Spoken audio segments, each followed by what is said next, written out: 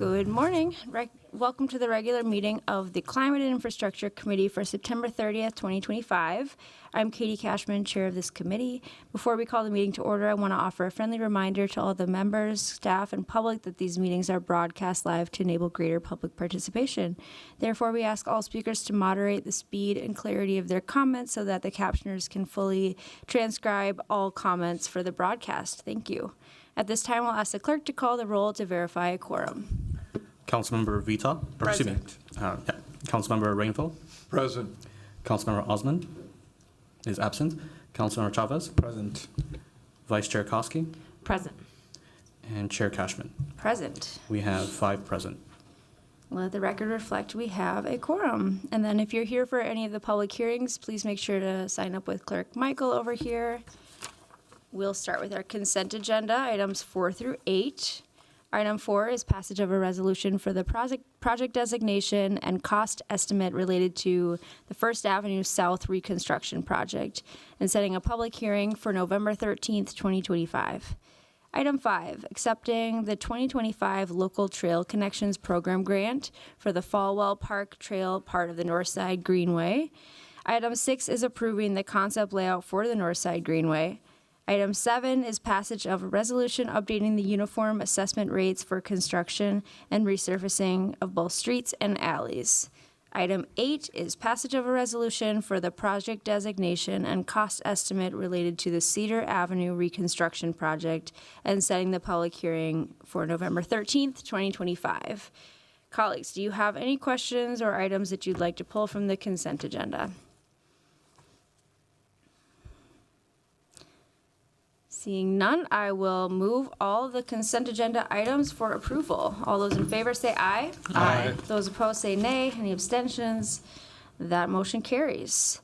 Next, we'll take our public hearing items, starting with our hearing related to municipal consent for the Department of Transportation's University Avenue Northeast Improvement Project. I'll note for my colleagues in public today that we'll be opening the public hearing and receiving testimony today, and we will need to continue the public hearing to the October 16th for final action. This was due to a clerical error, and so we will take up most of our questions today in committee if there are any, and we'll be able to finalize this at the next C&I. Climate and Infrastructure Committee meeting.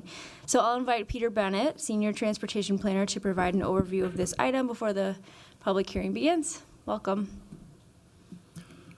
Good morning, Chair Cashman and members of the committee. I'm Peter Bennett, a Transportation Planner with Minneapolis Public Works, and I've been a staff liaison to the Minnesota Department of Transportation, or MnDOT, on this project on University Avenue Northeast, also known as Trunk Highway 47. I'm joined in the audience by other members of the project team and representatives from MnDOT. Today's presentation will give some details on the request for municipal consent on this project, and then in the slides portion of the presentation, we will highlight some of the key features in the proposed concept layout for your consideration today. University Avenue Northeast is currently structured as a 4-lane, undivided roadway with time-restricted on-street parking in the outside lane.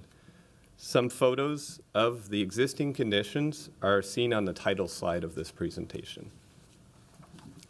MnDOT, in partnership with Hennepin County and the City of Minneapolis, has conducted analysis on this corridor and is proposing a concept layout that converts the 4-lane cross-section into 3 lanes, with goals of improving safety for all users while managing mobility on the corridor. MnDOT trunk highway projects are subject to the municipal consent process when they result in one of the following outcomes: altered access, increased or decreased traffic capacity, and/or permanent right-of-way acquisition. This project is proposing the removal of 2 travel lanes, i.e. decreased traffic capacity, and some permanent right-of-way acquisition, thereby triggering the municipal consent process and the statutory requirement for a public hearing. MnDOT has sent a letter seeking this approval, and that was included in your packet today. And MnDOT will also require a resolution from City Council as part of this approval process. The attachments also included a recommended resolution that meets MnDOT's requirements while restating city priorities. Public Works recommends that the passage of this resolution and the approval of the concept layout. So next I will share some features of the project. MnDOT operates and maintains roadways within Minneapolis, which includes Trunk Highway 47, also known as University Avenue Northeast. MnDOT has identified and scheduled a reconstruction project for University Avenue Northeast from Central Avenue Southeast, also known as Trunk Highway 65, to north of 27th Avenue Northeast.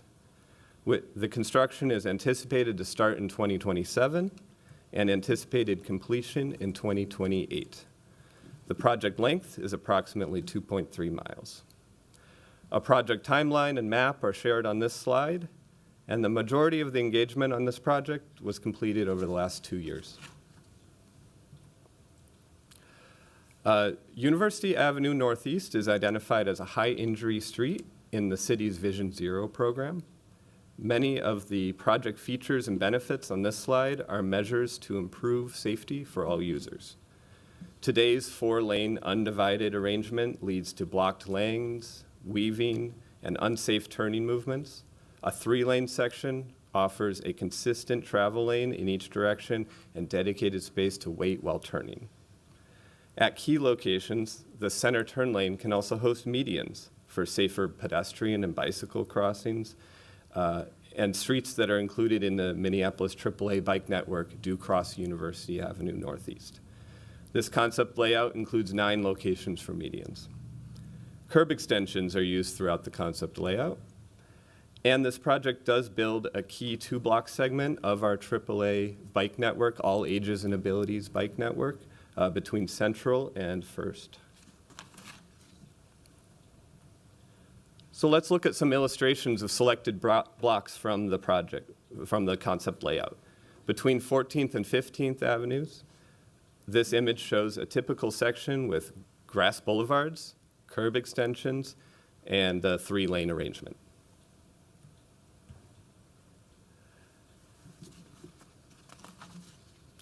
At 7th Avenue Northeast, this illustration shows a median at a location where many people do cross the street for the farmer's market, for church, or for restaurants in the area.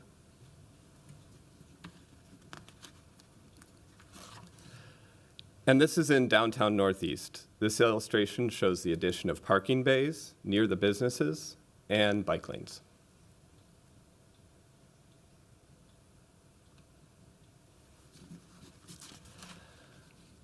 Lastly, 2 intersections with Hennepin County roadways were of particular focus during the layout development process: Broadway Street Northeast and Lowry Avenue Northeast. This image shows Broadway Street Northeast. The intersection remains signalized, but removes a separated right turn lane in the southwest corner.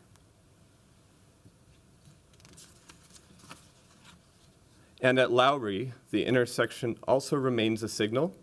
Lowry Avenue will shift to the south, and this design brings in multimodal facilities, safer turn geometry at the intersection while still preserving buildings and accommodating freight vehicles. This concludes our presentation for the public hearing, and we are available for any questions. Great, thank you so much, Mr. Bennett. I'll first see if any colleagues want to ask questions now, or we can wait till after the public hearing, but first I'll recognize Councilmember Rainville. Thank you.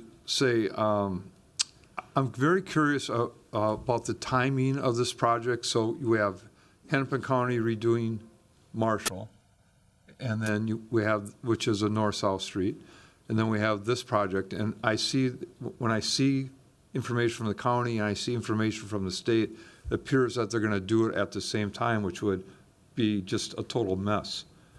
I'm wondering if there's any comment on that, if that's been thought through. Chair Cashman and members of the committee, Councilmember Rainville, thank you for your question. I will invite some MnDOT staff to come and answer further. But I will start the answer as a staff liaison to this project and to other Hennepin County projects. I have been involved in a few meetings and conversations where talking about Marshall, University, and Central and Lowry have been talked about. So some coordination has begun with the city, state, and county, and will continue after this concept layout consideration. With that, I will introduce Christina Perfetti from MnDOT. Yeah, just to reiterate what Peter Bennett said, MnDOT recognizes that we have both University Avenue and Central Avenue on our project list for the coming years, as well as Hennepin County's Marshall Street and Lowry Avenue. Technically, there are some overlapping years, and we are currently working on a plan to, because these are multi-year projects, we would phase them appropriately so that no section is really overlapping in terms of a north and south, so that there would be crossing at Broadway or at Central appropriately so that people would still be able to cross over these roads if they can't drive on them when they're being constructed. Thank you, Ms. Perfetti. It's good to see you again. I've raised this issue for well over a year, and I just cannot imagine why it hasn't been resolved yet. Could you maybe enlighten me why no decisions have been made? That's a great question. We are currently working on that plan based on our funding, just the fact that funding happens to be granted at the same time. I think that as we get closer to the final design process, we will have a much better idea of how we can phase the project and have certain construction treatments happening so that even though there are multiple streets being done at once, there would at least be some detours involved.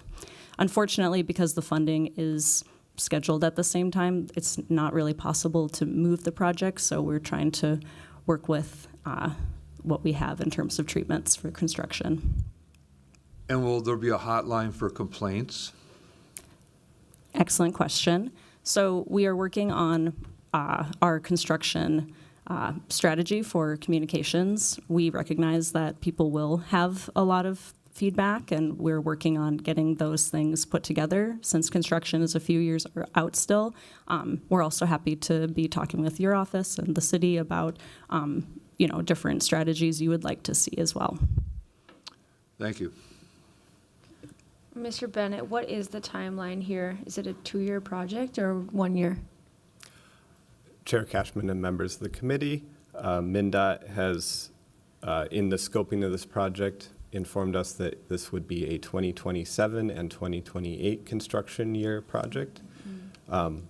The action considered today is to approve a concept layout and move them on to their final design, which is the fastest route towards making sure they make that 2027 construction year.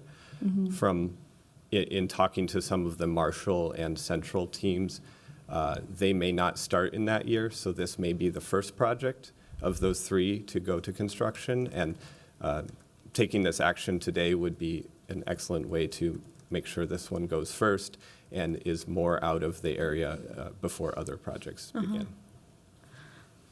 Are there any other questions from committee members at this time? Councilmember Chavez. Thank you, Chair Cashman. I just want to thank staff for giving this presentation and this update. It's really helpful. It's really great work, and we're very appreciative. Thank you.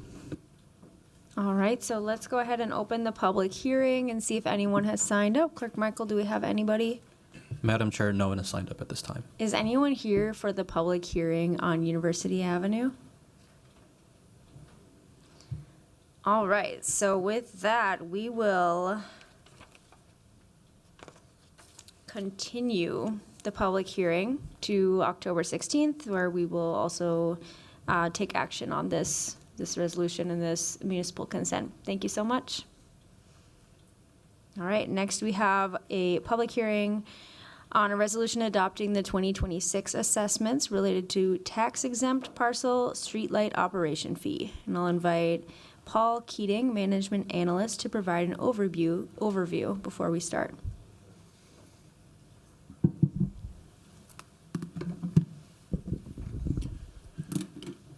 Good morning, Chair Cashman, committee members.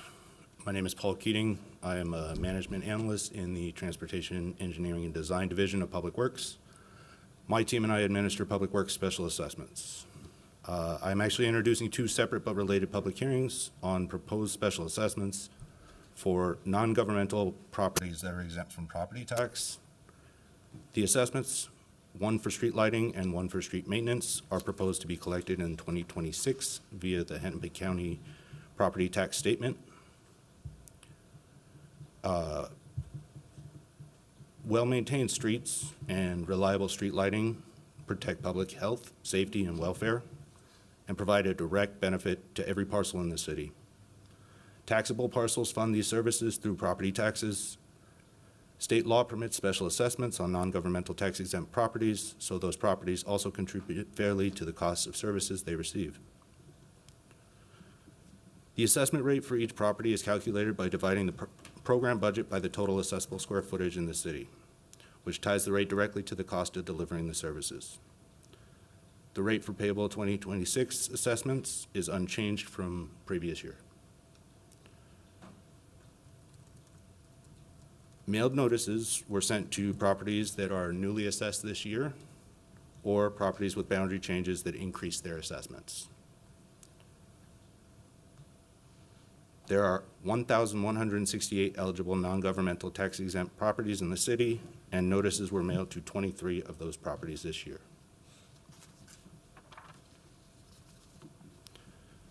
For the street lighting assessment, the median assessment is $44 per year. The average assessment is $92 per year. The total assessment payable in 2026 is $108,503. For street maintenance, the median assessment is $219 per year, and the average assessment is $464 per year. Total assessment payable in 2026 is $541,777. Taxable properties pay their share of these same costs through their normal property taxes. Tax-exempt properties also benefit from streets and street lights, so state law enables the special assessment. This concludes my presentation. I will stay nearby in case there are any questions. All right, thank you so much for the presentation.